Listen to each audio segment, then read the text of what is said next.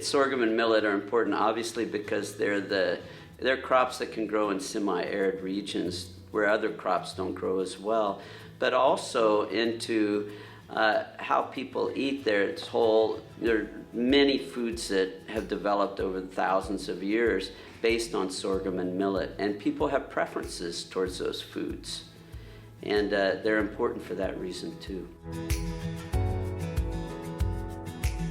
Working with women processors and looking at new income generating activities that they can engage in.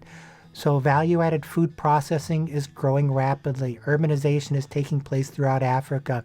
Convenience foods are needed.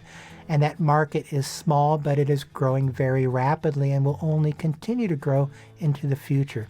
And so having the strategic insight of the science that takes place in food product development, looking at nutritional attributes, and then working with the actual processors to integrate this and finding products that local populations really are excited about consuming has been extremely rewarding. So for food and nutrition right now, I can say that like for the first phase, we work more in the city and we work on the extrusion process to see how it can help to improve the local food, more especially the popular one, and also getting more premium, more value, and also increase the production, because in Niger and in most West African countries, processing is still traditional. Even if you have a processors, they have some limitation in terms of technology to really process millet or sorghum up to the end product without some step of manual work. If you take from millet is from the threshing, you come to the decortication, the pounding, and then you have a secondary product. And usually the popular one in Niger are couscous, to that is a paste, and you have also the beverage like fura, which are very popular products and highly consumed in both urban and rural communities. But in most of the time, the processing is tedious and made by hand. So the introduction of mechanization through SMIL helped a lot to show the possibility to improve the quality of the product and also expand its production to those processors.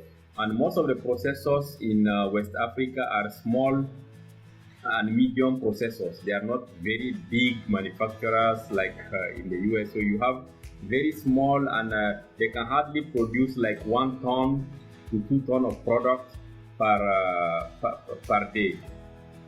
So this is to me something that can really improve, is an innovation that from where we were in the past to now, we can see that is a big potential in terms of innovation and helping to access those products in urban area. And then if we come to the rural side, for SMIL, we work more on nutrition formulation through the SMIL, like part of my thesis and some work we did in the lab and with Mario, were to get some formulas that we think in terms of micronutrients contribution, iron, zinc, and also provitamin A, it can help to really attenuate and solve that issue, and also replace the imported products, which sometimes are made with either wheat, maize, soybean, and sometimes there are some resistance in the children just don't like it because of the odor and sometimes because of the color. So we think that we can bring a substitution of formulas that are locally made from local ingredients with major one that are millet and sorghum. And it helped a lot, those formulas, because when we tested them and introduced them at the village level, the children prefer those products to the imported one. Well, I would say that we don't specifically focus a portion of our attention on women.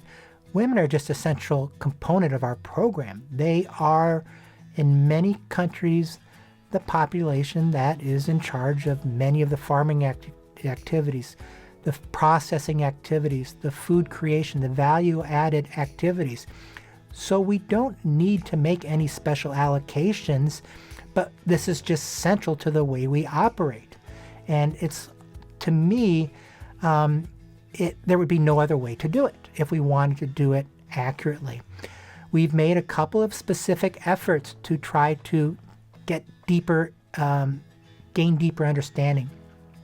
So ask questions to women. What are the problems that they see with their current sorghum varieties or their sorghum production systems or their food processing? A joint project we have between SMIL and the McKnight Foundation enters into that network and captures activities in Burkina Faso and Mali.